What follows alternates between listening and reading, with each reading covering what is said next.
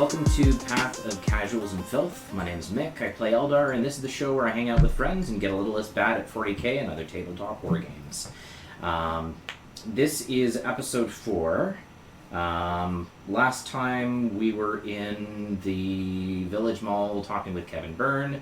We're over at my place now, so the audio is much better. And today I've just finished up a game with my friend Gerard, and to get started, Gerard, can you tell us a little bit about yourself and about the army that you played today?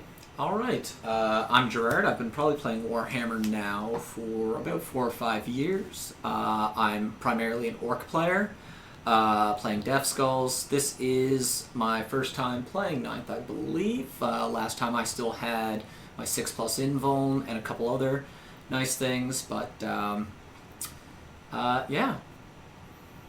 Okay, and the army that you're playing and the, I don't know what the word would be for the faction or like clan within orcs that you're playing, which one are you running right now? So right now the culture I'm running is Death Skulls. They're the luckiest of the lot. And basically what their primary thing is they've got objectives secured on all of their infantry units, as well as the ability to roll a 5+ to mitigate mortal wounds. That, and they additionally get to, once per unit, re-roll a wound or hit roll during the shooting and fighting phase, I believe. Okay. And with your orcs, can you tell me a little about the painting process, or like what kind of army you've like built up or painted up, or how you kind of tackled that? I think my army actually, my army kind of started from a core lot, and just kind of started to grow organically, kind of consolidating bigger blocks into what I have. Like, as opposed to bringing in a lot of novelty, I would just kind of focus on what I already had and then fill it out into a bigger unit. So, like, I'm a big fan of Ludas. I would, I'd paint up my first lot of Ludas, and then I would add a second lot. That second lot would then look better than the first lot, so then I would have to touch up the first lot, and then continue with that. And then also, I got in when, you had to run 90 BOYZ, so I just painted just a lot of BOYZ. Also, everything had really low kind of model costs, which kind of, I didn't have anything really in my army that was like, oh, that's so valuable in terms of points that I'm scared to paint it. And I actually found that was actually probably one of the things that did really kind of make it easier to kind of get into it and actually build up an army. Okay. Because nothing felt like it was daunting, or like it was a thing that you had to like focus on compared to everything else? Well, like, yeah, right now I don't have Ghazghkull, but Ghazghkull's like 300 points. It's 15% of your army, like, off the hop for a 2,000 point game. And it's like, yeah. Okay, well, I spent an hour on this boy that's 7 points. That's like, how many hours has got to go in the Ghazghkull? Like, it's like that. If I had a Mortarion, or what the Death Guard is, I would just like, I'd never leave the box. I'd be horrified to look at it even. It's just, with the big cost into these things, you just feel that there's such a high bar to, present it in a way it deserves to be presented. Yeah. And I think there's something to be said as well for, like, even with some of those, I guess you could call them centerpiece models, sometimes I found that the detail can actually get prohibitive in terms of like being creative with it or having fun with it. Mm-hmm.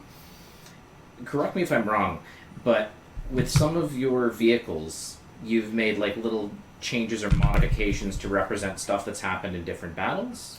Yeah, so, I mean, I don't know if it's an orc thing or just kind of a flavor thing, but, my army is a kind of a living, breathing thing over time. And just, like, through the different matches I have, it's just, even if it's not a crusade, just match play, just because I do just generally have casual games, it's something memorable come out about this. So, MVP units out of each one can, get a little spot of paint on them to be, a little bit of a like a battle medal or a piece of cloth from a farseer I've done. I wonder whose farseer that was. Just like a dirty skull or, just something to be like, hey, these guys have pulled their weight. This is it. They get Attaboys. Yeah. I think that's awesome. So what we did today, we ran a 750-point game. We went with Combat Patrol, even though we were going with a points count that was a little higher than Combat Patrol usually is, but because we were a little more constrained with table size. And the conditions were largely to just try and hold objectives. I went with First Strike for my secondary objective because I overestimated the amount of damage I was going to do in that first turn. What did you end up picking for your secondary? I took the Domination secondary. That was 3 points for if you control more than 2 or more than your opponent. And it was 3 victory points per round. Okay. And what units did you end up bringing into this game, or what made up your 750 points for this? So, I basically took a core army, which was 25 power level, or approximately 500 points. That had, I had an HQ. I was going Weird Boy because I didn't want to skip the Psychic phase. I just had 2 minimum size troop lots of BOYZ. Then I had a Boomdaka Snazwagon just for something that could move a little bit fast. And I had 3 Mecha Knobs, which were something to absorb a bit of fire. So coming with that, I had to add another 250 points, and I had to look at what did I want to do. And I came down to 2 decisions. What did I want? Did I want to add more heavy firepower support and add more metal, or did I want to add more bodies to just, kind of dilute high power shots? And with this game, I decided that I was going to expand my model count and go for probably offense over durability. I picked Ludas over a Def Dread. I added some knobs just as something to be kind of a damage threat between my Mega Knobs and my Boy Blobs. And then I also added just a third squad of infantry just because I just wanted to control more objectives and more of the board. Okay. And on my side of the table, what I rolled up with was just a regular Farseer, an Autarch. I brought a couple squads of Storm Guardians, my Howling Banshees, because that's just a staple. And I also brought along my Shroud Runners, which have been performing really well, and my Wave Serpent, which I finished up a while ago. So let's talk about how things kind of played out. With this game, the end result ended up being that you pulled off a win that was 31-0, I think. What do you feel like you did really well in this game? Really well this game. I think I did a good job of splitting up my troops into multiple sections of the board. I find sometimes when you're playing a high model count, especially on a smaller board, you can sometimes get units stuck behind other units, and you end up kind of wasting an extra turn trying to get your people in position to be effective. And I found just because of kind of the roundabout activity of I was going mostly left and you were mostly going to my right, is that I was able to kind of wrap in and keep good, I'm going to say just coverage, okay. And just efficiency of being able to get my units where I wanted them. I also bit the bullet and used the jump, which allows me to redeploy, and that was I just used it to secure an objective one time. Just repositioned something on my back line to an objective that was now empty and safe, and it was just free points. I noticed that with the last jump that you did, you also moved, I think it was your Ludas, into a really good spot as far as threatening my Farseer instead of just the Wave Serpent. That when you did the jump with those Ludas, that was kind of the moment that I looked at the board and I thought, okay, there's no getting out of this. It was, but I mean, at that point, really for me, the game turned when I ate a big offensive run from you, and I had an HQ with 1 HP left. I had a squad of Mega Knobs with 1 HP left, and I had my buggy with 1 HP left. I mean, without those units around another turn, it's very, very different. And I mean, 2 of those units, the HQ and the Mega Knob, made it through to the end, so... Yeah. And for good on my side, I will say that the Shroud Runners have been really performing well. I think, like, they're becoming an auto-include for me almost as much as Howling Banshees are. And for Banshees, it's just because I like Banshees. But for the Shroud Runners, I feel like it's the one thing I've really got right now that puts a lot of offensive pressure on. Yeah, I find they always do really well, and I was thrilled that the Banshees were able to actually take something down when I used the Chrome Scream, not stratagem, but the Chrome Scream relic to basically finish off the Snazwagon. But this segues us nicely into the not so good.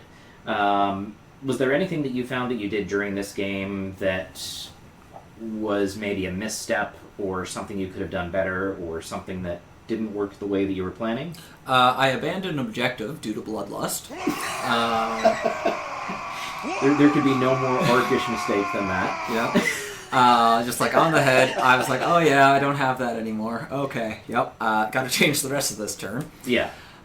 In terms of mistakes, I mean, I was orc. I got my stuff up the board. I got it in contact. I made a couple charges that I did like. In terms of stuff I didn't like, I think, actually yes, early in the game, dealing with your chaff, I think I really prioritized poorly. I had just kind of, I think I might have had kind of a shortage of things to address large-scale fire, because I didn't want to waste, really, I was really dead set against wasting 2 damage shots into infantry. And because of that, like, I threw an entire round of buggy fire into your Wave Serpent, and then ignored it for the rest of the game. And I think, I mean, if that would have went into a more effective location, I could have saved myself getting into that really tight situation where you were kind of up on all my stuff. Yeah. I can see it. And, like, the Snazwagon itself would have just left, like, mist and bone chips out of my infantry. So, like... It's 14 shots from that mech special. It's just really good. It's, I mean, strength 5, 2, minus 2 AP, 2 damage, like... Yeah. I mean, yes, it works on Primaris, but it works on other things, too. But yeah, and that buggy has always been just so well costed for me. Like, it's just done work. And sometimes I found, like different parts of just my firing phase, my shooting phase, just whiffing, and I've just never really had that problem with the Snazwagon. Yeah. It's a great unit. How many points is that? It is less than 100, but more than 70, and I am quickly checking. Okay. Because it's got a lot of damage output for the points cost. It does. It's 90 points, okay. Or 5 power level. It's, I mean, it's got the single loadout. And what I really like about it, and most of these buggies I believe are the same way, it's the single profile. I mean, it's, was it 6 toughness? Yeah. Yeah. 6 toughness, and 7 wounds. Okay. Yeah, 6 toughness, 8 wounds, 1 profile, many guns. Yeah. It can move. It can. It's got the billowing smoke, which is -1 to hit, or B hit. So, It's just It's got a lot going for it. it does have a lot of stuff going for it. I think it has like a good mixture of just it's got a lot of firepower on it that it really obscures other vulnerabilities because of that. Well, nice when the hit ends up being an enormous shift in how hard it is to take something out, and I think that every round that goes into just this whole game, every round that went into my Mega Knobs and my Buggy were things that weren't going into my 6+ save, 1 HP, 1 wound units. Yeah, absolutely. On my end, and this has been a weird kind of journey, because initially in my games against Corey, it was, I'm splitting fire too much, I'm getting too greedy, I'm trying to tackle too many things. And then playing against Kevin following that, I was like hyper fixated on just taking down, oh god, what's his name? Is it Mephiston? I think it's Mephiston. The Blood Angels Primarch. I think the fuck not, you trick ass bitch. Or, no, not Primarch, but the big dude. But now we're back to where I was before, where I'm splitting fire too much, and so I think maybe the issue here isn't that I'm splitting fire, or maybe the issue isn't that I'm focusing too much on one thing. Maybe the issue is that I'm not judging the board properly, or I'm not judging the board effectively. Because you did have your units split in a few different spots across the board, but you had all of them, for the most part, doing one thing, or focusing on one thing. And I found that even when I was doing my big push, I was splitting between a bunch of different things, and it wasn't that I ended up taking down nothing, and it was a gamble that definitely could have worked, but it was too big a risk that when it didn't succeed, kind of left me in a position where I just got swept in the following turn. Mm-hmm. So I think maybe that's where I need to get a bit better at this, is being able to look at the entire board and kind of not just always do one thing or the other, but try and make better judgment calls based on what I'm seeing. And I know that's kind of a broad and nebulous, this is what I did wrong, but maybe that's just something that I need to kind of refocus on, or take a little bit more time to think about before I actually jump in and do things. Well, I mean, sometimes it'll go that way. Like right now, I think your focus fire was mostly fine.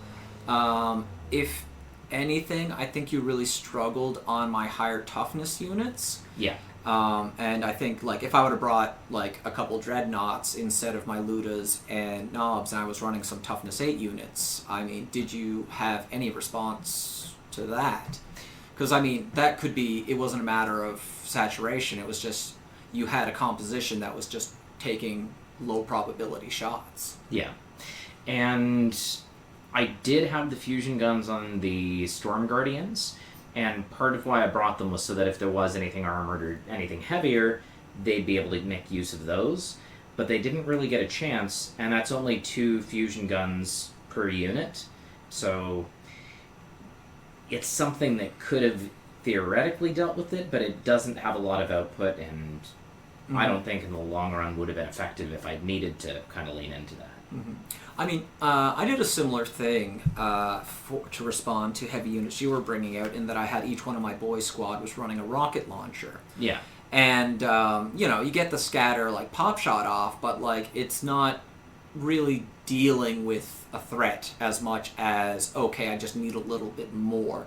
So, like, I think there still is, like, going into your list building, you have to think, okay, this is what might show up, this is might show up, this is what might show up. Okay, what are the answers that I can pack to that? Yeah. Our game got delayed by a week, so I, just in my preparation, just took the same list, and I was just looking over it, just leaving myself a few notes, like, hey, I can send this at that, I can send this at that, I can then disregard everything I've written down, and just kind of wing it. But, like, I was thinking specifically in response to, like, okay, I've got this buggy, what do I want this buggy to do? Yeah. And what I had for it was, I'm going to put this buggy in the middle of the board. I'm going to use a stratagem that gives me 3d6 on a charge, and I'm going to make something useless. Okay. But I couldn't. Well, no, I could have, because my plan was originally to use that big charge to just tie up your Wave Serpent. Yeah. But I really changed on that. Like, I just turned on a dime when all of a sudden those bikes were shooting me everywhere and sniping out my HQ. And I felt that threat really heavily, and then everything was kind of focused into, okay, there must be so much point on that backfield that I really, really need to get to it. Yeah. And it took a while. So I think that was very effective. Okay. The mobility, like, with Eldar, like, it was a very powerful, high-hitting unit, but it was also, I assume, because they were bikes, very mobile. Yes. Like, is there a big extra cost you're paying for that mobility? Not much. Those are, I mean, they're about 105 points for that unit of 3. So it's not bad for cost. Okay, that's excellent for cost. Oh, yeah. The fact, like, it had my model counts terrified, and it had my HQ moving very gingerly. Yeah. And that's really great for 105 points. Yeah. Well, and I find, to a lesser extent, the same kind of applies with the Banshees, because even though they didn't end up doing a lot, they were making a mess and tying up things that had, cumulatively, a pretty heavy amount of points invested into them. Mm-hmm. They didn't last long, and I wish they'd done a bit better, but I think part of that was that I should have just gone all in on the Warlord.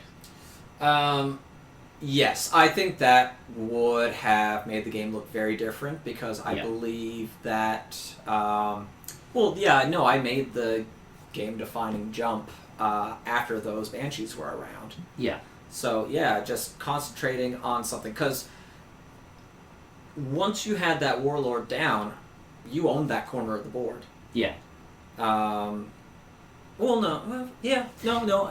think you did. I think the way I was looking at it was that I needed to try and mitigate just the sheer number of boys that were going to be attacking, or I needed to reduce that so that if they took the Warlord down, they'd still be able to survive. But instead, they ended up kind of doing neither. I think there was definitely a more important target, and I didn't pick to go for it.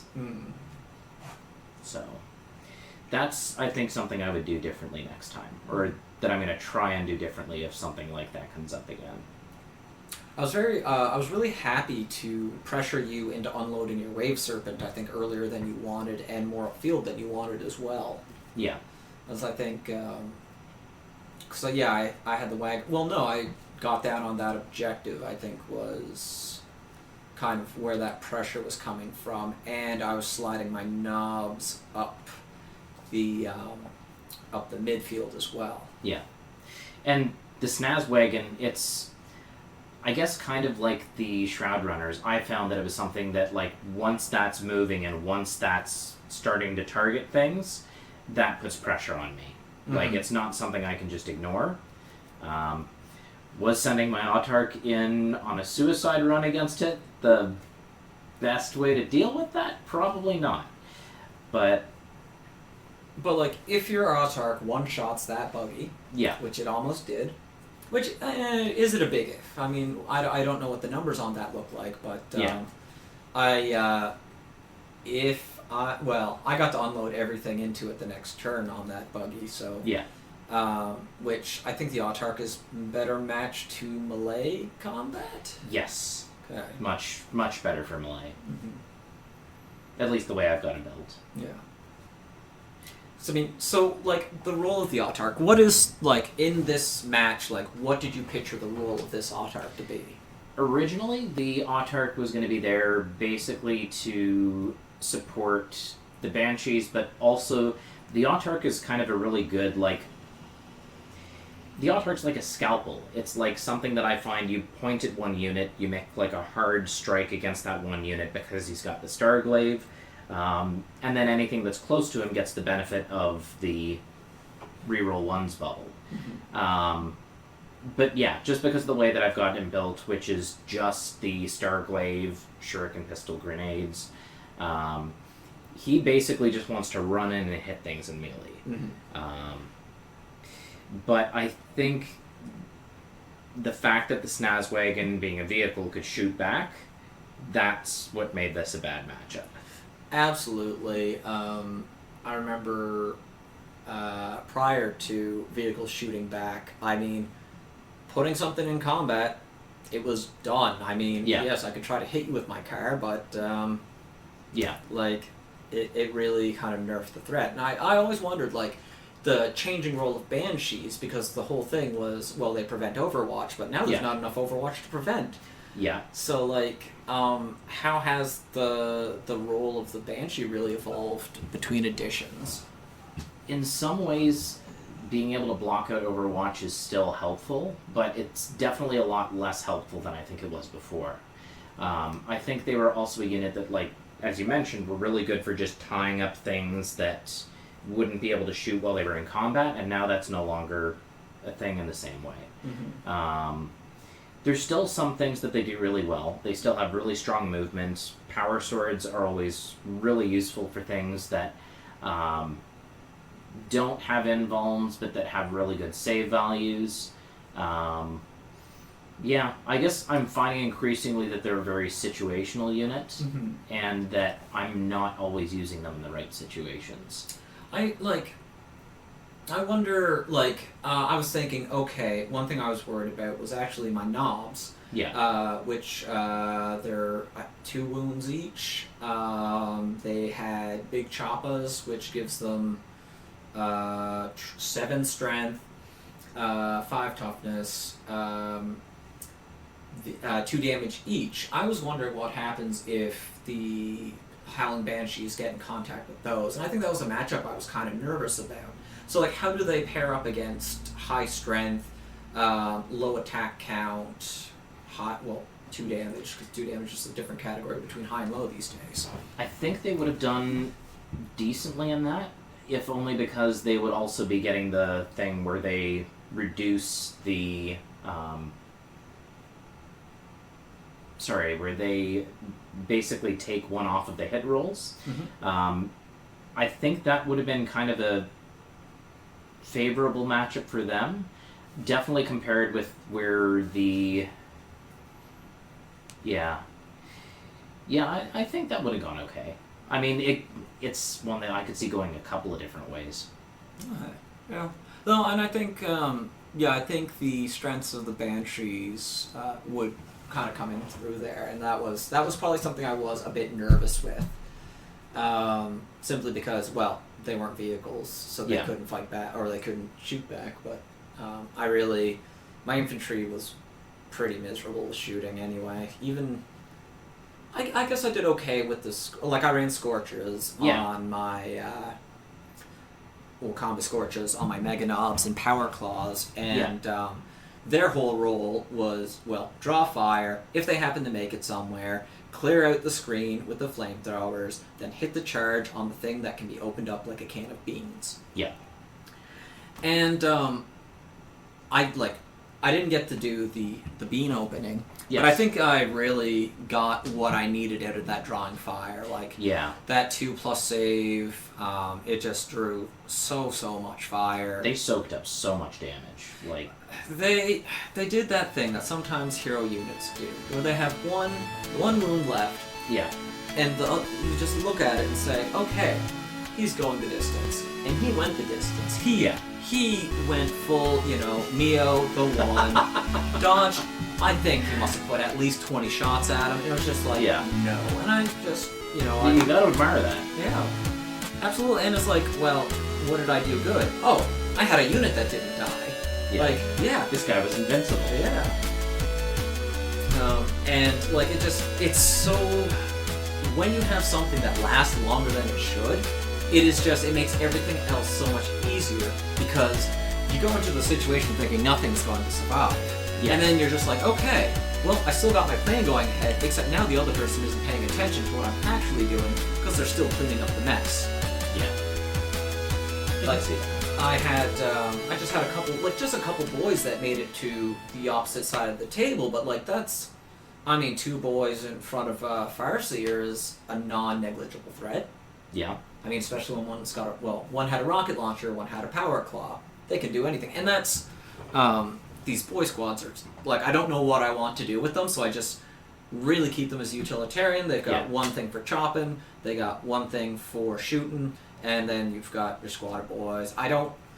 Maybe I see a role for shooters, like, do you see a role, like, would you feel additional pressure if I had, like, an additional assault reach? So, like, if I had some units that had a bit more firepower at, like, a 9-inch range, I think it would be, like, 3 shots per unit at 12 inches and 2, rather than because the chopper now is +1 attack and then -1 AP. Like, the -1 AP on that really makes it hard for me to kind of justify the shooter at this point. Yeah. And I think what you were doing in terms of going more melee heavy is probably the thing that would have put more pressure on me anyways. Mm-hmm. Because, like, I get flattened in melee by orcs. Yes. And I think you could go with shooting. Maybe there's a merit in that, but I think what you did here was totally effective. Mm-hmm. How do you feel about the psychic powers you took this game? How did they work for you, and were there things you'd consider doing differently? I think they were probably the best ones I could have gone with, just because you had so much in the way of numbers, that I think the play was to just keep the executioners and smites just rolling in. Mm-hmm. Didn't always work as well as I hoped it would, but there were also times where it worked better than I thought it would. Mm-hmm. So, like, I think psychic powers, that went okay. Yeah. I was decently happy with that. I got to Deny the Witch, which is always a great feeling when you can out-psychic the psychics at their own game. Where you get to tell the Eldar no. Oh, it felt so good. Was it Execution? No, it was it was the one I really don't like, the one that makes it harder to hit things, which is really just insulting. Yeah. I don't like being told what to do, and being told that I can't do it as well as I would like to is really, but that was, and I guess that, like, that, the -1 to hit power you have is so impactful against orc shooting, because most of my shooting is 5+. Yeah. So it drops me from 33% chance to hit to only hitting on a 6+, which is 16%. And 16% is not a bet anyone should ever take. Yeah. Unless they do, and then they get lucky, and then I feel good about it. But, like, it's not something that ideally you're gonna depend on. I saw that as, once that power goes down, I have to renegotiate my turn. That threat is now it's fully blanketed. I need to find a different thing to take down. Okay. But yeah, overall, I think this was a fun game. It was a good game, and I think there were things that I could take away from it that are going to be helpful. Mm-hmm. Yeah, no, it was a lot of fun. It's nice seeing you had a few different units out this time. The bikes were new. The Autark, I know you've run once or twice, but, like, I'm used to seeing, a lot of warlocks from you. Yeah. You're running smaller unit sizes to make use of more, like, specialty units. Yeah. And I think that, once you get over your obsessive love of a wave serpent full of banshees, I'm getting there. Yeah. I'm getting there. It's getting a little better. There's only one squad of banshees in the wave. It's true. There is only one squad, so that is... it's a step forward. Yeah. Before we wrap up today, I got 2 final questions. One, as far as, like, painting goes or miniatures, anything like that, do you have anything set up, like social media or anywhere that people can find your work, or... I don't at the moment. I'm actually, like, this is like just a deeply personal endeavor, It's something that I'm doing for myself, I'm doing to spend time with friends, and I don't feel I'm not big into social media to begin with, and okay. I'm absolutely fine with people sharing my stuff, but I just, and, like, supporting my friends who do have the social media, but yeah, it's just not an endeavor I've taken on. Like with the army preparation and hobby work, it's like that's my 40K. Okay. No, I think that's totally valid. I think that's a great way to tackle it. The other question that I have for you, and this is something that Kevin asked me in the last episode, and that is, if your army had a theme song, what would it be? And I have wrestled with that for like the last month. And I think what I ended up settling on for Eldar was either Do You Believe in Magic or the Immigrant Song. And the Immigrant Song specifically because of the intro being relevant to Howling Banshees. So if you had to pick, and I know I'm kind of putting you on the spot here, if you had to pick off the top of your head a theme song for your boys. I would say Let's Hear It for the Boys. Beautiful. Can't argue with that. That is an excellent question, though.